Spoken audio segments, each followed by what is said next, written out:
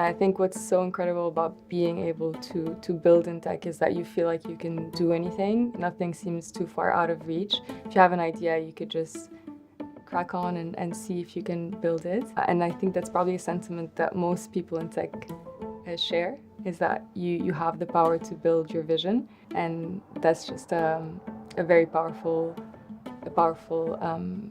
feeling to have. The aim for EF really is just to bring these great people together. Many of them we actually know, maybe individually, so some talent investor in the team might know one of these people and thinks that this person would be a great fit for an event like this, where it's not quite a hackathon, it's much more kind of intimate than that. And they would benefit from being in a group of people kind of outside of their local maximum. Yeah. And we told them that we had like over 700 people apply for the last 2 builders retreats, and we chose 15 of them. So they're with a very like high talent density group of people. Yeah. Everyone here is surrounded by really, really great individuals, maybe at work or through their university degree. We want them to think about what it looks like when they step outside of these peer groups, what kind of level of excellence they need to compare themselves to. And we want to provide them with a room that actually allows them to see like, oh wow, there are other really, really great individuals out there. I find the entrepreneurial energy very contagious and inspiring. I had met a couple of people at EF through hackathons and some events that are happening around London in tech. Through that, they were able to share with me that they were organizing this builders retreat, and it just sounded very exciting. So just wanted to come and see how that goes. I don't know, Patrick just told me to come. I didn't really measure my my expectations to the retreat. To be honest, I wasn't sure if I would have anything to work on specifically this weekend, right? Apart from work, and he's not going to allow me to work on work stuff. What I told him is priority for me is to kind of like just mingle with everyone and see what everyone else is working on. Stop being so focused on exactly what you're doing, just seeing what other, adjacent innovations are other people are working on. And that's something that I wish I had more time to. And I think Patrick is just forcing me to block out a weekend to speak to people, see what other cool stuff people are doing, just kind of refresh my mind in that way, and sleep if possible. If I'm being completely honest, when I signed up, I thought this was like a 3-day hackathon. Looking at the schedule, it is not that. I am looking forward to the fireside chats and speaking to, hearing from people who are kind of quite experienced in founding, which is not something I know a lot about. So what appealed to me about this retreat was that, one, it was a unique experience to just get into one location with several other builders next to me, whether they being on the technical or, let's say, entrepreneurial side of things. I wanted to meet more like-minded people. And, that's a very common answer, but it's true, because that type of feeling of being surrounded by individuals that are similar to you is quite rare. I know Patrick, I know Maria, and they were like, right, you're going to just go to the countryside to just do what you want to do anyway, and there will be really cool people. I was like, sweet. So you're paying for me to go to the countryside to do what I like to do and meet cool people. I was like, yes, please, I'll do that. It's 15 people, the creme de la creme from across Europe and the UK, all very, very well accomplished, all extremely technically proficient. So literally just these like few hours that we've been hanging out, I've already gotten like 2-3 pieces of information and stuff that I've learned where I was like, oh, whoa, that's actually quite useful. Spending a lot of my time just talking to people, trying to meet other people who have kind of the energy that I want to surround myself with, and see where I can use my experience to apply it to interesting areas. So no particular idea, but looking at a bunch of things. Getting a lot of different perspectives and seeing what people can actually crack out and build in, I don't know, a couple of days, that's going to be really interesting. Like the bar's going to be pretty high, and I'm excited for that. I guess today they'll be feeling energized by the quality of people in the room, and also because everyone here has been selected because they're really good, and we need them to show it. And excited because they're going to build something where they have no distractions, and they're just going to build for an entire weekend. Hopefully get to know everyone, get some partnerships going, learn from other people, get to display their skills, use the time, and sleep is for the week. At the end of the day, the most important thing is that people actually have a very good time, and that sometimes means that you should be really flexible in terms of how much time they spend on the laptop actually building what they wanted to build, versus how much time they're spending with other people discussing their current projects, maybe some bottlenecks, and how these other people can actually help them out.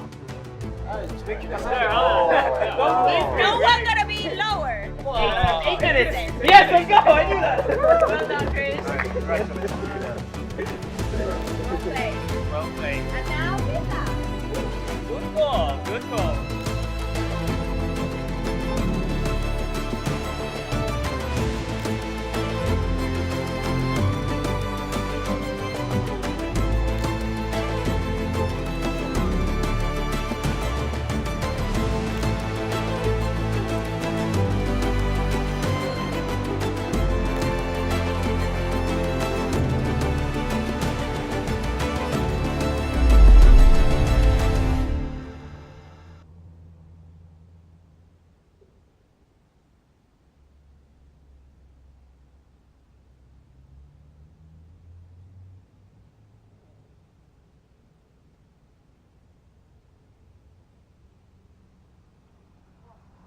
Last night, give us the deets. So honestly, I tried to spend the first night to just try to make some friends, enjoy myself a bit, get to know the people. And so I found some people that are just willing to laugh, have fun, mess around. And that's what I'm kind of also looking for too, because what I love doing is I love building serious shit with also fucking around at the same time.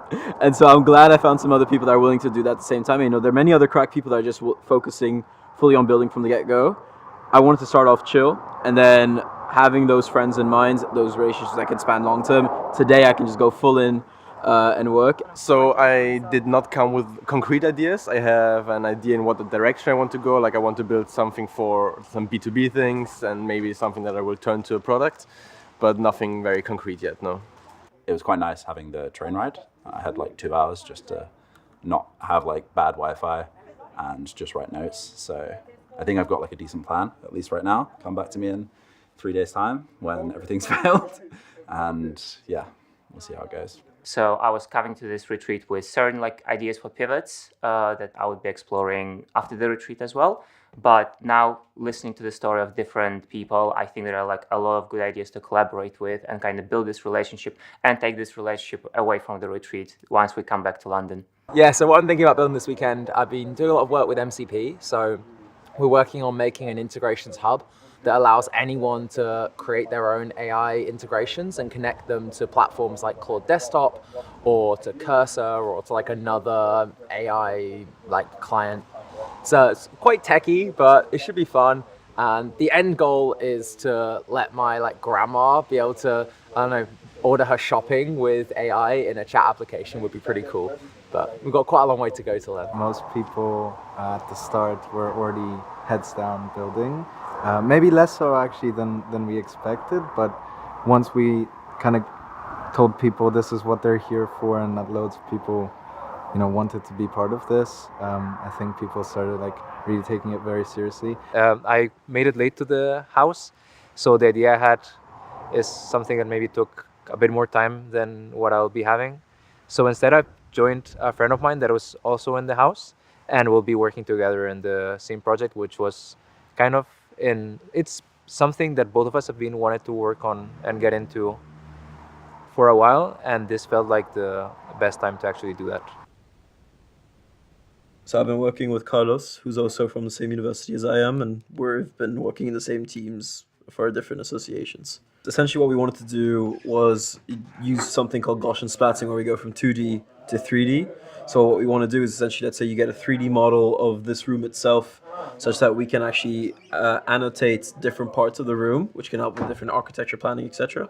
As well as potentially using a bit of Gen AI to change the theme. So let's say if I wanted to make the theme of this room itself a cyberpunk theme or more like a jungle theme. And so that's what we've been working on and trying to get there. I've got one idea, which is basically I get way too many notifications, and it stresses me out, probably stresses everybody out, and I just want to build something that will help synthesize all of the information that's on my phone into like a nice, much easier to use way. So I'm imagining almost like Ask Perplexity, but for every single message that I have on my phone. And it can also like answer stuff that I have questions about, answer stuff about me, answer stuff about who's been texting me, which is a big quick call. So, well, I've been playing around with a few different ideas, but the thing that I most want to build, or I'm most interested in building, is something that leverages open banking, which the UK as well as the EU have made into law. Basically, a lot of independent stores, if you think of your local corner shop or your local chippy, they have to spend tens of thousands of pounds on card transaction fees, which can sometimes be exorbitant, like 4.5%, which is absolutely ludicrous, which is why a lot of them prefer cash. I want to build something that essentially is a payment terminal that leverages open banking. So if you imagine you tap your phone onto it, instead of it opening Google Wallet or Apple Pay, it'll open up your bank app, and all you have to do is do your one-click approve, and it'll be a bank transfer. So the account details, sort code, and all of that's already filled in. And then because it's a bank transfer, it's fully free. So all of these independent small stores, restaurants or whatnot, don't have to spend the tens of thousands of pounds of these ludicrous card processing companies.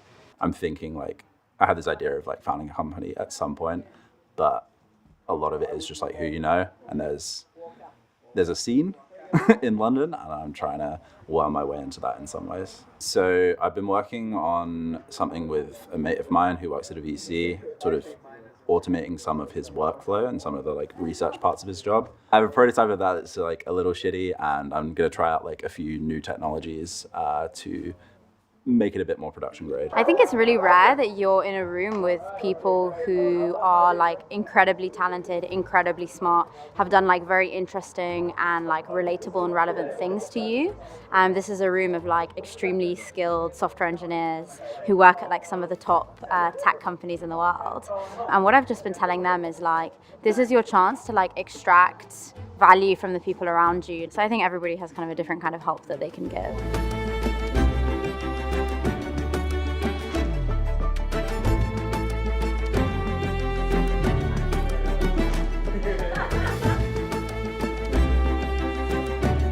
I met Khalid, who is also a founder, a serial founder, and we decided to collab on, payment processing app that would, in a sense, automate point of sale, like undercutting Amex, Visa, MasterCard, and in a sense, just creating an open banking. The way we kind of fell into it was he wanted to build something else and sort of realized that he wouldn't be able to build it. And he said, hey, I really liked what you wanted to do. Can I help? So yeah, sure, why not? I think we had some challenges with actually like testing and getting the API endpoints sorted, and there was a bit of kind of debate over what is the tech stack, appropriate tech stack for the demo. Is it like TypeScript or Fast API? So now we're just splitting the work and power pushing all the way down to the demo. The first night of building, I think went pretty well. Obviously, some unexpected barriers which were a little bit annoying because it's a weekend. The first one is we can't access the official open banking APIs or like registered dev accounts with any of the banks directly. Basically what that means is we can't use a live bank account onto the terminal. The other thing we also realized was the card emulators that we had before, one, they have too small storage, and then two, phones actually don't read the tag nicely. So for the action to actually execute, it doesn't work. We've just ordered the new ones, and I've just run the NFC read on it, and these should work perfectly. I'm building a WhatsApp bot, so I get like way too many messages and I just end up missing them. So I'm trying to build a bot that lets me mute all of those group chats. And then whenever something that's popping off relative to what I'm interested in, it will like personally DM me and say like, oh, Leo, right now, like hop on the message right now, hop in the group chat right now. But also like, it'll give me like a daily summary of like some group chats that I'm in. I've got two tools called Pigeon Vision and Pigeon Watch, which I'm working on. Pigeon Vision is sort of you give it like a URL or a website or an email address, and it will tell you how malicious it is. It'll come up with sort of a percentage score, and it gives you a lot of detail on why we think it's kind of that level of maliciousness. Pigeon Watch is sort of a crime mapping tool for England.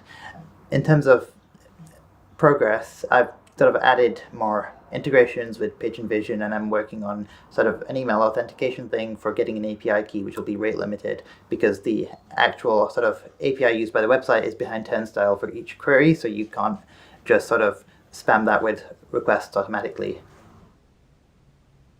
Actually never would have guessed that Tom, who's like kind of more timid, and Pedro, who's definitely like more of an energy kind of nuclear bomb in a sense, would get on so well and discuss hyperspectral satellite imaging and how Pedro can help out Tom with his current project, mapping out crimes all around the UK. Basically, you know, he's working on something really, really cool where you have a way to filter for different types of crime data based on the region. So if you're moving flats, for example, will be a way for you to know like what's the crime, what's like, you know, crime data on that region that you're planning to move to. However, I think police stations do not give a lot of granularity on that data to the public. So they might say that a given crime might have happened in a specific area, but they will only tell you the month in which it happened, or like last 30 days. But, you know, I kept speaking with, for example, with Tom on the stuff he was doing yesterday. And hopefully I'll hear back from the people I tried to get him in contact with, and then he can get the ball rolling.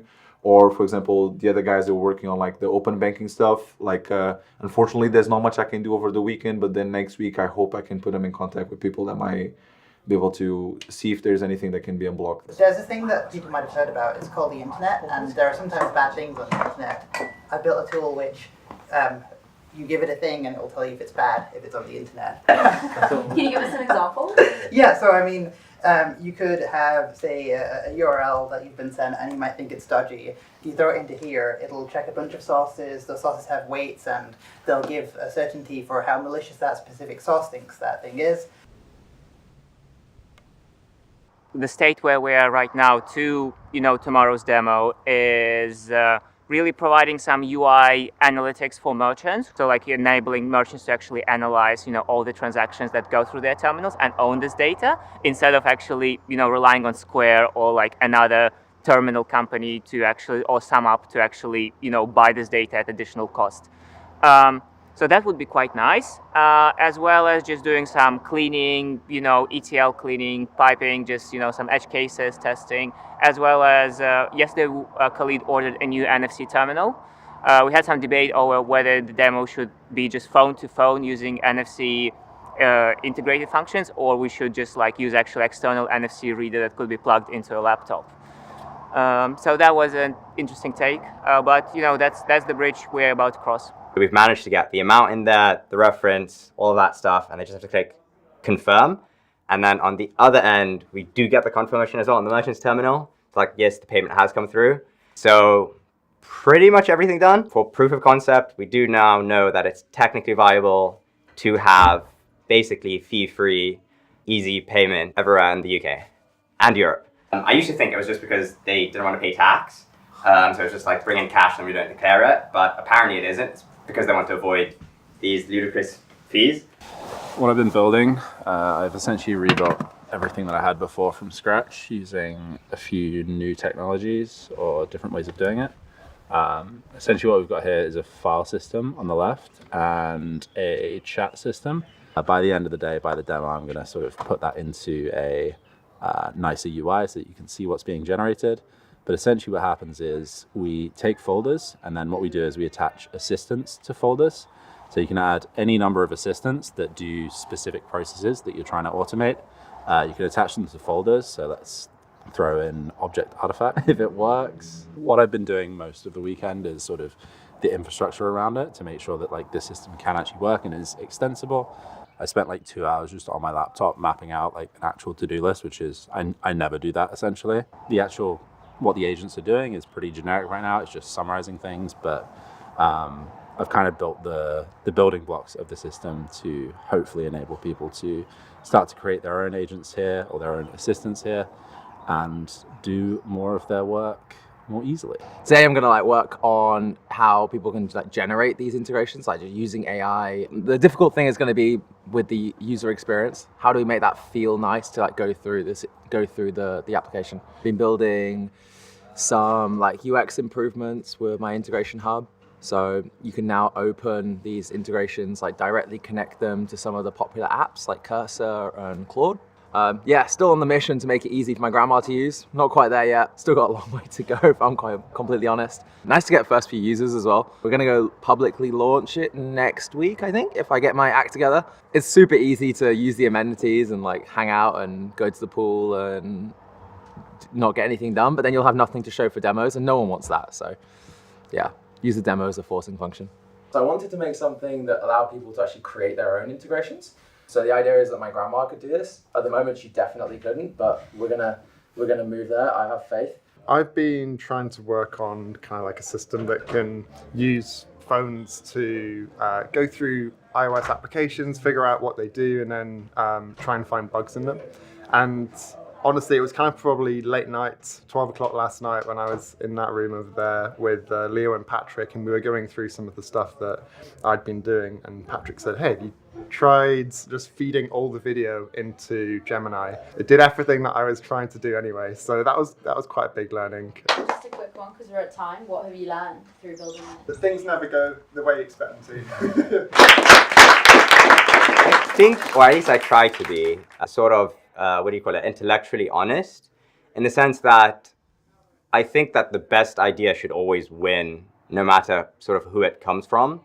If you present, and this happened with Victor last night actually, something that, like, I have an idea, and you present something that's contrary to that, I think if it's sufficiently convincing, or like sort of grounded in some truth, I'm quite easy to flip and go like, okay, you know what, actually, fair enough, that is better than what I was thinking. Yeah, I think the matching characteristics between me and Khaled is that we are both focused on community, and so we both surf, we both into mind games, including chess and Go, and we are both interested in actually connected with like-minded individuals from different industries, and seeing where we can collaborate and help each other. I think the most important thing to us is that people are intentional about how they spend their time. Like Maria said, if what they want to do is spend some time meeting the other great people that are here, that's fantastic. There's always a trade-off. Yeah. You want people to build something really cool they look back at, but this is just such a fantastic opportunity to meet other people like them in all sorts of different domains that they just wouldn't have come across. So socializing is never a bad thing. I think it's just like letting them choose how much they want to do with both. That's kind of the reason that I'm here in many ways. I'm trying to put myself out there a bit more, which I don't know enough. It's just like put yourself in spaces with people that are doing similar sort of things, and see what you can build together. Sometimes hard to motivate yourself. I kind of live on my own, so therefore have all the problems with living on your own, where you're just like, you are your own boss. You don't have the sort of external pressure, and I think I need external pressure to do good things a lot of the time. So that's like been the nicest benefit for me. The EF team has not been putting too much pressure on us to kind of come up with anything, in the sense that I was very honest with them. I said like, I really wanted to take this time to do what I cannot do on a day-to-day basis, and it's just like explore. So I think that for them is the biggest thing that I could give them is that I tell them like, thank you very much, guys. I've actually done what I really wanted. I got to explore and I got to try different things, and I didn't feel constrained that, oh my God, I have 2 hours to put up a demo. Like I'll have 2 hours to say, how we think that this thing can only be done in way A. Actually, you can do it in way B, which is way simpler than way A. I think to get any project off the ground, you have to have like some sustained time thinking about it. And that's what's really nice about coming away from London, away from like things that I'd have to do on a day-to-day basis, and just really think about my idea a little bit and the idea of this project. For me, having all these people around that throw out ideas that we can immediately try and learn from, that's what I love. There are sides to these technologies that I've not played with, and they've gone like super duper deep. And so they've got like a full year of experience working with something that I'm like literally brain dump, please. You've now synthesized 1 year of like knowledge learning and given it to me in 5 minutes. Like, I think that's really the biggest thing that you can get from it. Having some incredible guests coming along to give us those side chats and sessions that will help not only broaden our vision, but also understand how to navigate, what it's like to found a company and how to navigate that. And also just being able to set aside some focus time where you're just branching out into a project, trying out something different. But who knows, one day if I ever build something on my own, I need to incorporate them into the workflow in some way. I know I have a good selection of people to choose from.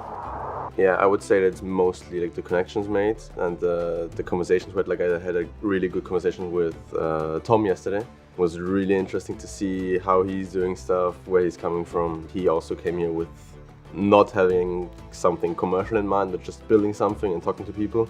That was very nice to hear. When they got here, it was definitely a lot more chill, and then we managed to switch the gears pretty quickly, so that had a good impact, I think. Overall, I think people are having a great time. They've met loads of people that I'm sure they'll stay in touch with, which is ultimately the goal.